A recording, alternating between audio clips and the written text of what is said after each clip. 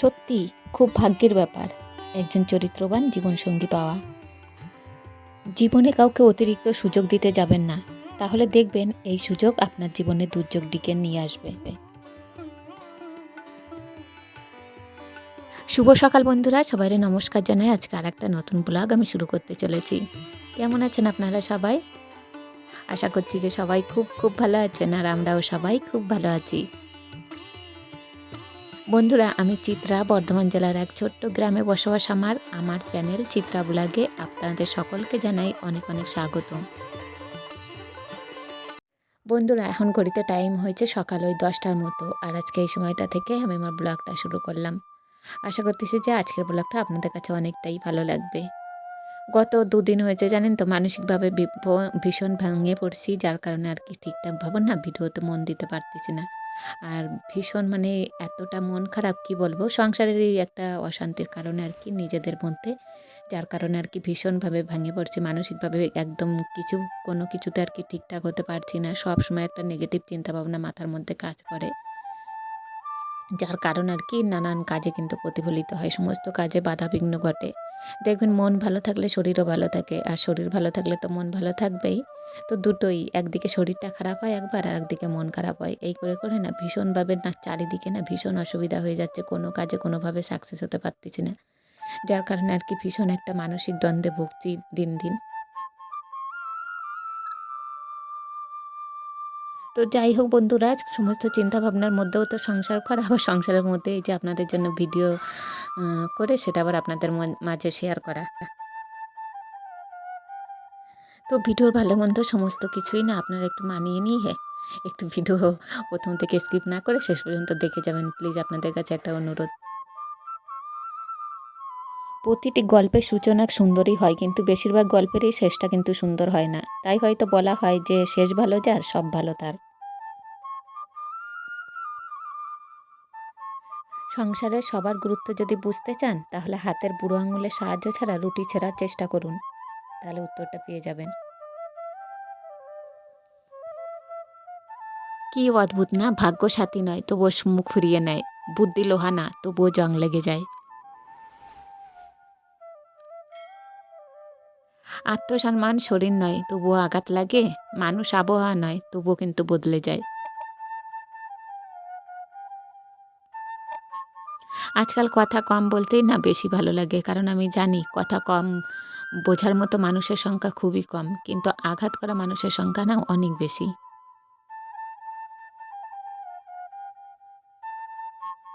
হাসতে থাকুন, দুনিয়ার সাথে থাকবে। অশ্রুকে তো চোখও জায়গা দেয় না। কিছু কিছু মানুষের কথার আঘাতগুলো না এতটা ভারী হয় যে না চাইলেও চোখের কোণে জল চলে আসে। চোখ নিজেকে বিশ্বাস করে, কান বিশ্বাস করে অন্যকে। যে মানুষটি তোমাকে সত্যি ভালোবাসে সে সবসময় তোমাকে চোখে চোখে রাখবে, কারণ সে তোমাকে কখনোই হারাতে চাইবে না।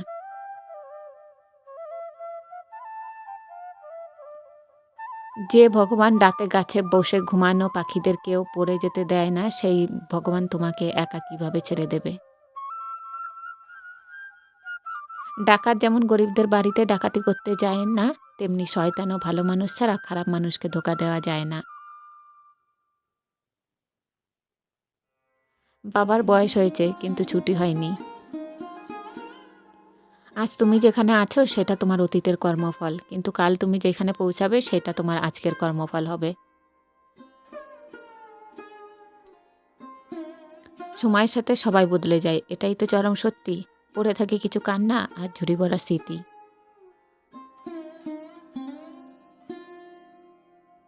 সুন্দর মনের মানুষগুলোর জীবন কোনো না কোনো কারণে এলোমেলো হয়ে যায়। নদী কখনোই না পিছন ফিরে চলে না, সুতরাং নদীর মতো বাঁচার চেষ্টা করো। অতীত ভুলে গিয়ে ভবিষ্যতের লক্ষ্য নিয়ে বাঁচার চেষ্টা করো, জীবনে সফল হবে। অবশেষে বুঝতে পারছি জীবনে যাদের সবচেয়ে বেশি বিশ্বাস করছি আর ভালোবাসছি তারাই সবচেয়ে বেশি ঠকাইছে আর কষ্ট দিছে।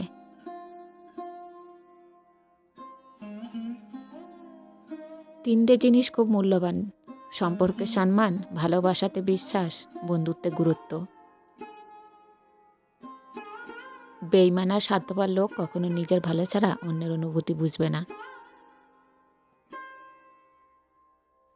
দড়ির উপর হেঁটে স্থির হয়ে থাকার নাম সার্কাস, অশান্তির উপর বেঁচে থাকার নাম জীবন।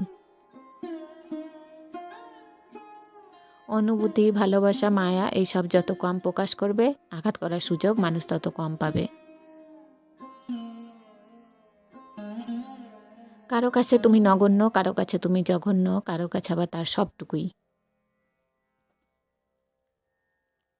তুমি একটা কথা মনে রেখো, গাধার নাম ঘোড়া রাখলেও সেটা গাধাই থেকে যায়। কারো জাজমেন্টে তোমার মূল্য একটুও কমে যাবে না, কারণ আলুর ব্যাপারই তো আর সোনা চিনবে না। তুমি ন্যাকা, তুমি বোকা, তুমি রাগী, তুমি অহংকারী, আসলে এর কোনোটাই তুমি নও। তুমি তাদের কাছে সেরকমই যে যেটা তোমার কাছে ডিজার্ভ করে।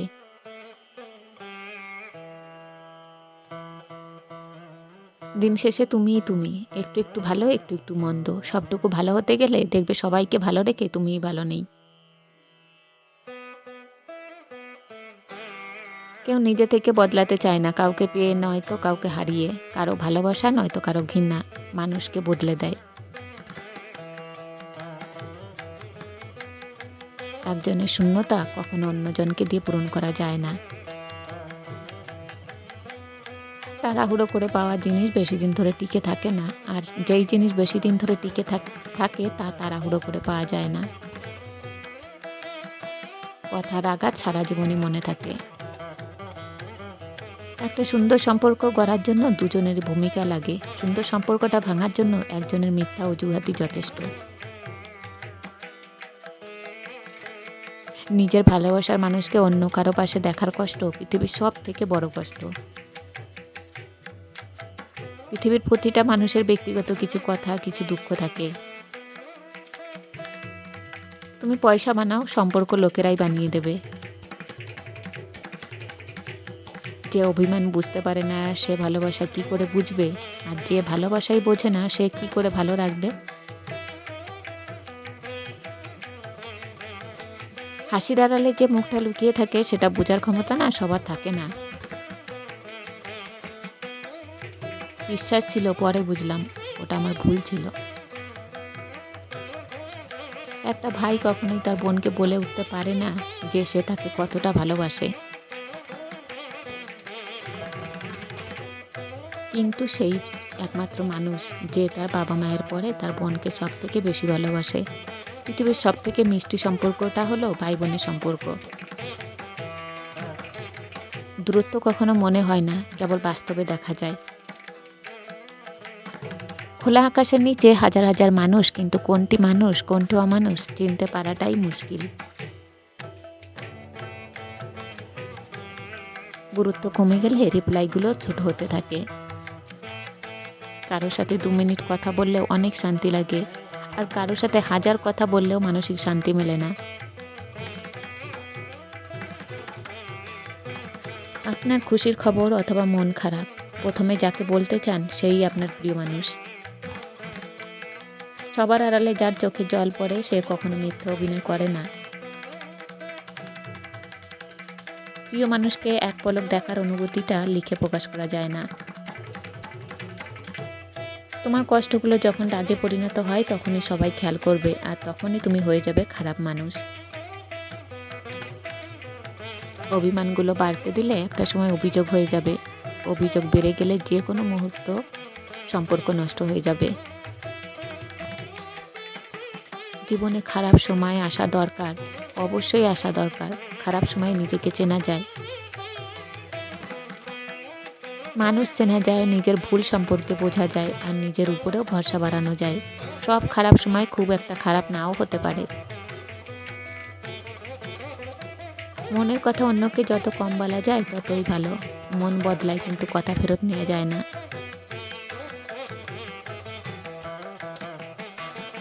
প্রচণ্ড মন খারাপ হলে ফোন করে 2-4 মিনিট কথা বলার মতো মানুষ যদি আপনার জীবনে না থাকে, তাহলে আপনি সত্যিই অনেক দুঃখী মানুষ। কেরিয়ার ঠিক করার কথা না ভেবে ক্যারেক্টার ঠিক রাখার চেষ্টা করুন। বিয়ের সম্পর্ক কেরিয়ারের সাথে নয়, ক্যারেক্টারের সাথে। কারণ ক্যারেক্টার একদিন ঠিক করা যাবে, কিন্তু যৌবন চলে গেলে আর ফিরে পাওয়া যাবে না। ভালোবাসা হলো এমন একটি মায়া, তুমি যত দূরে যাবে ততই কাছে টানবে, যত ভুলে যাবে ততই মনে পড়বে, আর যতটুকু হাসবে তার থেকে বেশি কাঁদবে।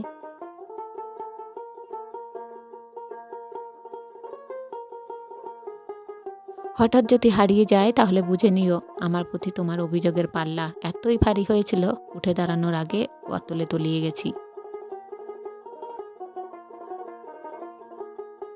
চুপ থাকা সবচেয়ে বড় সুবিধা, উত্তরটা আপনার হয়ে কেউ না কেউ দিয়েই দেবে, হয় মানুষ না হয় সময়। আমি সব বুঝি, কিন্তু উচিত সময়ে উচিত কথাটা মুখের উপর বলে দিতে পারি না। 16 থেকে 23 বছর বয়স এত সহজ নয়। তুমি বন্ধু হারাবে, প্রিয় মানুষ হারাবে, তুমি ভুল করবে, তুমি পড়ে যাবে, তুমি ব্যর্থ হবে। তুমি কিছু বুঝতে পারবে না, তুমি বাস্তবতাকে আঘাত করবে। তুমি নিজেকে হারাবে এবং অবশেষে তুমি নিজেকে খুঁজে পাবে এবং তুমি শক্তিশালী হবে। আজকাল মানুষ মজা কম করে, মজার ছলে অপমানটাই বেশি করে। মানুষ অপরাধীকে খোঁজে শাস্তি দেওয়ার জন্য, আর আমাদের ভগবান আমাদেরকে খুঁজে ক্ষমা করে দেওয়ার জন্য। বর্তমান বাস্তবতা, রাজপ্রাসাদের মতো বড় বাড়ি অথচ পরিবার ছোট, ব্যাংক ব্যালেন্স প্রচুর কিন্তু মনে শান্তি নেই।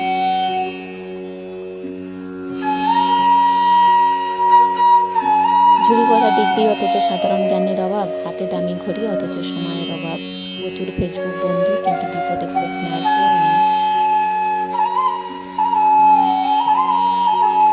বন্ধুরা, আমাদের গ্রামের মতো না সেরকমভাবে জন্মাষ্টমী পালন হয় না, তবে একটা বাড়ি আছে, সেই বাড়িটা একটু ধুমধাম করে একটু জন্মাষ্টমী হয়, তবে আমি কোনোদিন যাই না। এরকম যে রাস্তায় একটু গোপাল ঠাকুরকে নিয়ে ঘুরতে বেরোয় এরা, তো সেই মুহূর্তটা একটু ক্যাপচার করে মানে ভিডিও করে আপনাদের সাথে শেয়ার করলাম। আর আজকে ওয়েদারটাও এতটাই খারাপ না, সারাদিন বৃষ্টি হচ্ছে, গতকাল রাতেও প্রচুর বৃষ্টি হয়েছে।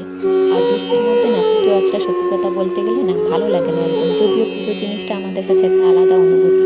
তবে এই যে কাদা ঘাটা, কাদার মধ্যে এদিক সেদিক ঘোরা, রাস্তায় বেরোনো ঠাকুরকে নিয়ে, এই যে জল বৃষ্টির মধ্যে তবুও কিন্তু মানুষ তার পেছনে ঘুরছে, মানে একটা অদ্ভুত ভালো লাগার মধ্যেও এই জল বৃষ্টি কাদাগুলোই যেন মনগুলো আরও ভেঙে দিয়ে যায়।